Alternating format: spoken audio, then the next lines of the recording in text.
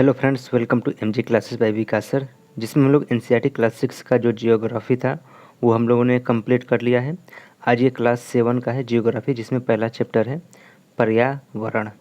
इसमें हम लोग पढ़ेंगे, ये जो संक्षिप्त में दिया है इसको पढ़ेंगे, बाद में जो भी इमेज है या फिर फैक्ट है उसको बाद में पढ़ेंगे, और लास्ट में हम लोग ऑप्शनली क्वेश्चन लगाएंगे। तो चलिए स्टार्ट करते हैं। यदि आप पिछला जो वीडियो है क्लास 6 का यदि आप नहीं देखे हैं तो जाकर पहले उसको देख लीजिएगा, फिर उसके बाद क्लास 7 को पढ़ेंगे तो अब आपको समझने में और आसान पड़ेगा। तो चलिए स्टार्ट करते हैं। लंबी छुट्टियों के बाद जब रवि स्कूल जा रहा था तब उसने देखा कि उसके स्कूल के निकट के खेल के मैदान में खुदाई हो गई थी। वहीं एक मैदान उनके खेलने के लिए वहाँ पर था। लोगों ने बताया कि वहाँ अनेक फ्लैटों वाली एक बड़ी इमारत बनेगी। जब रवि को समझ में आया कि मुलायम घास, गेंदे के फूल एवं तितलियाँ वाला विशाल मैदान अब हमेशा के लिए नष्ट हो चुका है, तो उसकी आंखों में आंसू छलकने लगे। उसने यह बात अपने सहपाठियों को बताई। सुबह की सभा में प्रधानाचार्य ने भी बहुत उदासी से कहा कि देखो कैसे हमारा पर्यावरण बदल रहा है। कक्षा में पहुंचकर रवि ने अपने शिक्षक से पूछा, सर पर्यावरण क्या है? तो जो कुछ भी आप अपने आसपास देखते हो, शिक्षक ने बताया, वह पर्यावरण है। रवि कहने लगा, इसका अर्थ है कि स्कूल भवन, मेज, कक्षा में रखी कुर्सियाँ तथा यहाँ तक कि खुला मैदान, सड़क, कूड़ा करकट, मेरे दोस्त, ये सभी हमारे पर्यावरण के अंग है। शिक्षक ने कहा, हाँ, लेकिन जरा रुको, कुछ वस्तुओं का निर्माण प्रकृति ने किया है, जैसे पर्वत, नदियाँ, पेड़, प्राणी, जबकि अन्य का निर्माण मानव ने किया है, जैसे सड़क, कार, कपड़े, किताब आदि। इसके बाद है, जब अब दो छात्रों ने मिलकर कार्य कीजिए, तो ये कार्य पद्धति है। अपने निकट बैठे सहपाठी के साथ मिलकर प्रकृति एवं मानव द्वारा निर्मित वस्तुओं की सूची बनाएं। इसके बाद है रवि, परमजीत जैसी, मुस्तफ़ा, आशा सभी यह सूची बनाने के लिए उत्सुक थे। इकबाल ने पूछा, हमारा पर्यावरण क्यों बदल रहा है? शिक्षक ने उत्तर दिया, ऐसा हमारी ज़रूरतों के कारण होता है, ये दिन प्रतिदिन बढ़ती रहती है। यह इमेज हम लोग बाद में देखेंगे, पहले पढ़ लेते हैं। ऊपर के वार्तालाप से आप समझ गए होंगे कि किसी भी जीवित प्राणी के चारों ओर पाए जाने वाले लोग, स्थान, वस्तुएं एवं प्रकृति के पर्यावरण कहते हैं। यह प्राकृतिक एवं मानव निर्मित बड़ी घटनाओं का मिश्रण है। प्राकृतिक पर्यावरण में पृथ्वी पर पाई जाने वाली जीवी एवं अजीवी दोनों ही परिस्थितियाँ सम्मिलित होती हैं। इसके बाद नेक्स्ट है कि जबकि मानवीय पर्यावरण में मानव परस्पर क्रियाएं, उसकी गतिविधियां एवं उनकी द्वारा बनाई गई रचनाएं सम्मिलित हैं। इसके बाद जो हेडिंग है हम लोगों का वो है प्राकृतिक पर्यावरण। भूमि, जल, वायु, पेड़ पौधे एवं जीव जंतु मिलकर प्राकृतिक पर्यावरण बनाते हैं। स्थलमंडल, जलमंडल, वायुमंडल एवं जैवमंडल से आप पहले से ही परिचित होंगे। आइए अब हम इनके संबंध में कुछ और तथ्यों को जानकारी प्राप्त करते हैं। ये जो स्थलमंडल, जलमंडल और वायुमंडल है, ये हमने क्लास 6 में पढ़ाया था कि हमारा परिमंडल, उसमें यह सब हम लोगों ने कुछ तथ्य देखे थे। तो पृथ्वी के ठोस परपटी या कठोर ऊपरी परत को स्थलमंडल कहते हैं। यह चट्टानों की एवं खनिजों से बना होता है। यह मिट्टी की पतली परत से ढका होता है। यह पहाड़, पठार, मैदान, घाटी आदि जैसे विभिन्न स्थलाकृतियों वाला विषम धरातल होता है। ये स्थलाकृतियाँ महाद्वीप के अलावा महासागर की सतह पर भी पाई जाती है। स्थलमंडल वह क्षेत्र है जहाँ पर वन, कृषि, मानव बस्तियों के लिए भूमि, पशुओं को चरने के लिए घास स्थल प्रदान करता है। यह खनिज संपदा का भी एक स्रोत होता है। इसके बाद है जल के क्षेत्र में जलमंडल कहते हैं। यह जल के विभिन्न स्रोत जैसे नदी, झील, समुद्र, महासागर आदि जैसे विभिन्न जलाशयों से मिलकर बनता है। यह सभी प्राणियों के लिए आवश्यक है। पृथ्वी के चारों ओर फैली हुई वायु की पतली परत जो वायुमंडल कहते हैं। पृथ्वी का गुरुत्वाकर्षण बल अपने चारों ओर के वायुमंडल को थामे रखता है। यह सूर्य के झुलसाने वाली गर्मी एवं हानिकारक किरणों से हमारी रक्षा करता है।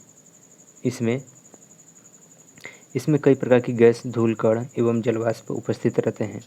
वायुमंडल में परिवर्तन होने से मौसम एवं जलवायु में परिवर्तन होता है। पादप एवं जीव जंतु मिलकर जैवमंडल या सजीव संसार का निर्माण करते हैं। यह पृथ्वी का वह संकीर्ण क्षेत्र है जहाँ स्थल, जल एवं वायु मिलकर जीवन को संभव बनाते हैं। इसके बाद अगला है कि परितंत्र क्या है।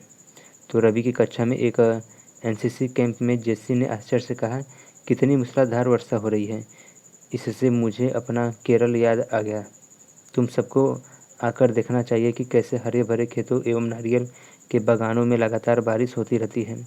तभी जैसलमेर के रहने वाले हीरा ने आश्चर्य से कहा, हमारे यहाँ वर्षा होती ही नहीं, हमें तो दूर दूर तक केवल कीकर एवं रेत की नज़र आती है, लेकिन वहाँ ऊँट भी मिलते हैं, रवि ने कहा। इसके बाद है कि हीरा ने कहा कि ऊँट तो मिलेंगे ही, जब हमारे रेगिस्तान आओगे तो तुम्हें सांप, छिपकली एवं अनेक कीट भी देखने को मिलेंगे।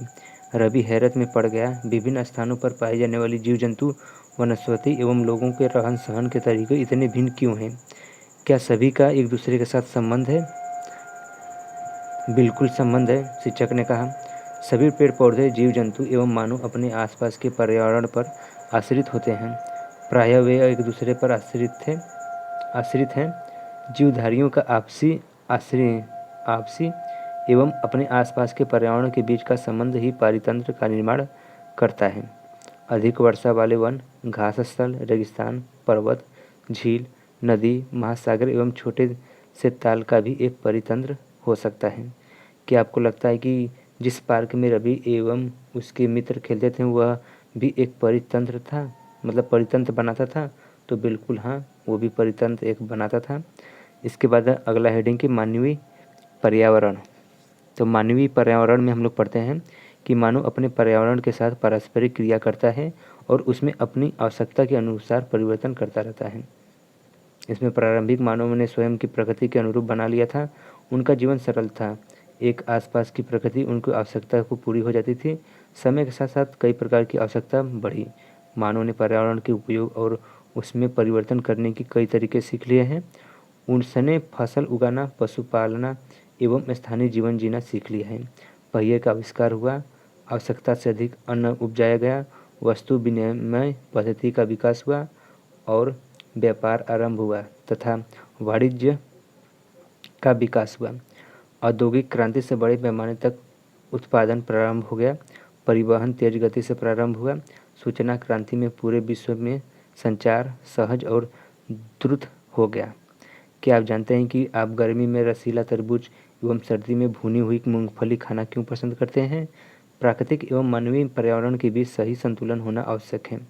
मानव को पर्यावरण के साथ समरसता से रहने एवं उसका उपयोग सीखना चाहिए।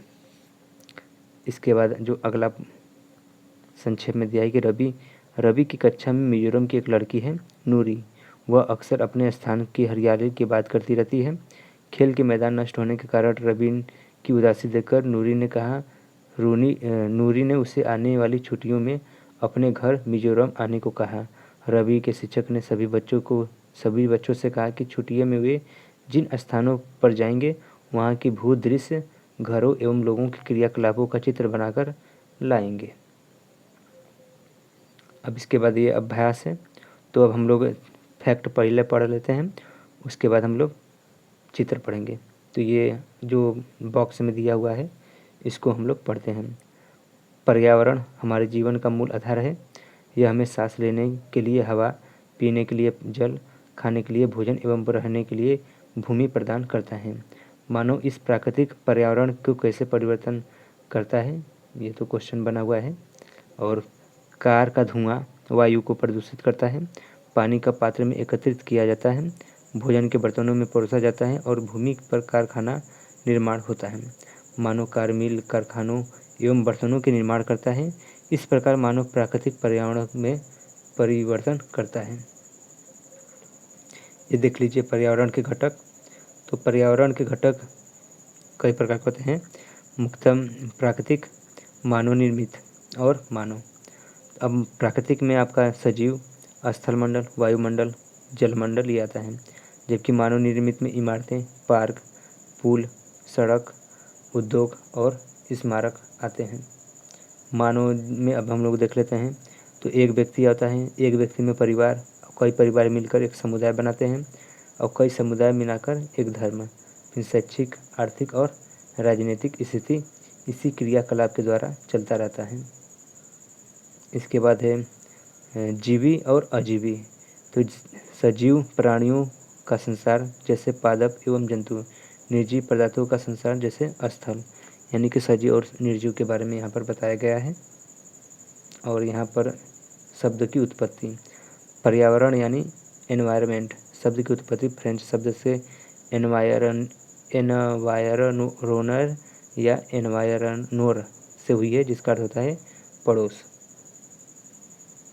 आप कुछ करके सीखें, तो ये हम लोगों ने सीखेंगे। हाँ, ये हम लोग देख लेते हैं, ये देख लीजिए, ये जलमंडल है, ये वायुमंडल है, ये जैवमंडल है और ये जो है स्थल मंडल है। इसके बाद जैवमंडल में क्या होता है कि सभी आता है, जैसे वायुमंडल, जलमंडल, स्थलमंडल, ये तीनों अगर आ जाएं एक ही जगह पर तो उसे हम जैवमंडल कहते हैं। इसके बाद है परितंत्र।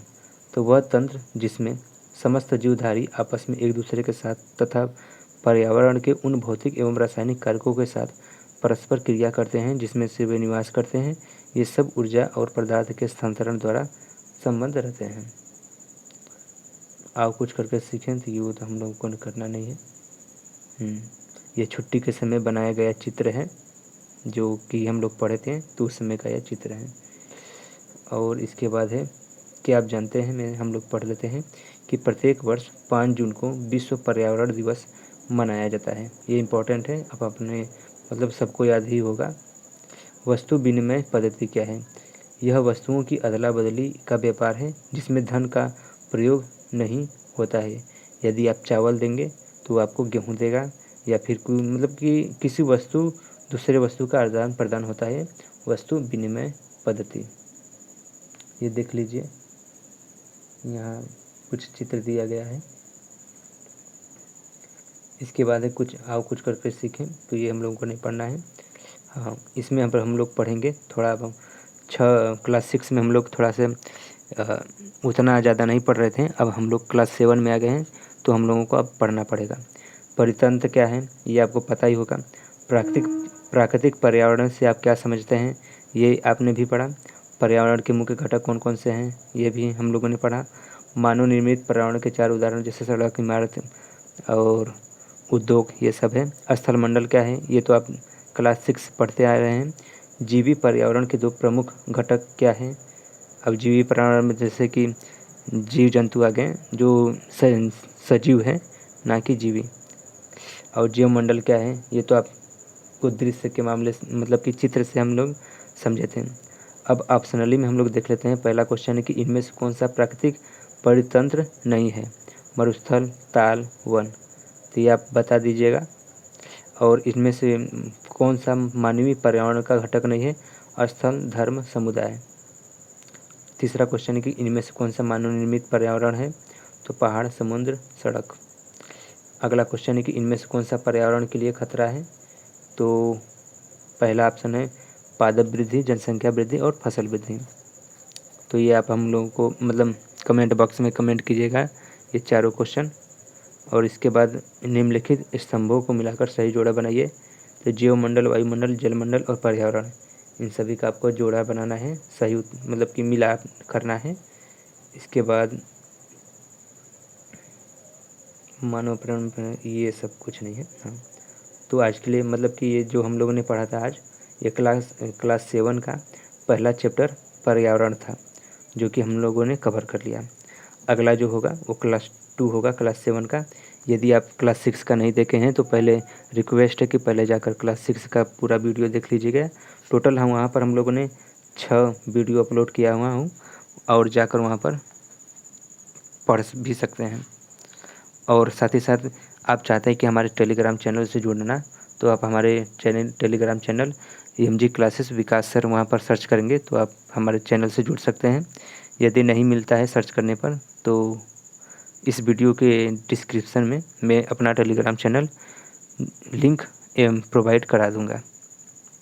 तो मिलते हैं नेक्स्ट वीडियो में नेक्स्ट चैप्टर के साथ। वीडियो को लास्ट तक देखने के लिए आपका धन्यवाद।